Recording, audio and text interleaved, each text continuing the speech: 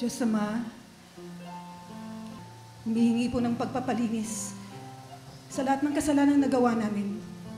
Tulungan mo kami na ikaw ang makita sa aming mga buhay, hindi po ang aming mga lumang sarili. Gusto kong matulungan yung mga babaeng bilanggo, yung mga lola, yung mga nanay, kasi hindi ko ma-imagine ang isang araw na nandun ako. Naaantig ang aking puso pag nakikita ko na mas maraming babae ang walang magawa kasi nagkamali sila minsan at ngayon nandito sila. Hindi pa po namin i-announce kasi niluluto pa natin kung ano ang pwedeng gawin ng ating Pangulo para po sa inyo. Pero pag nangyari po yon, kami na po ang pinakamasayang tao para po sa inyo. Sa administrasyon ng ating Pangulong Duterte, ang Congressional Spouses Foundation pong inaalagaan ngayon ay ang pangkabuhayan, lalong-lalo na po sa ating mga inmates.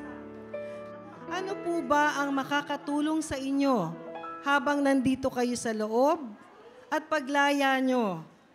So ang amin pong programa ay ang pangkabuhayan.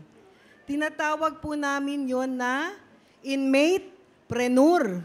So kayo pong mga nakakulong ngayon dito, hindi lang po kayo basta nakakulong.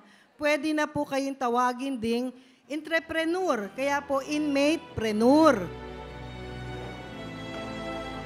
We would like to inform you that we will be very active in implementing not only the Magna Carta for women but also deserving na lumaya na through probation, parole, and executive clemency.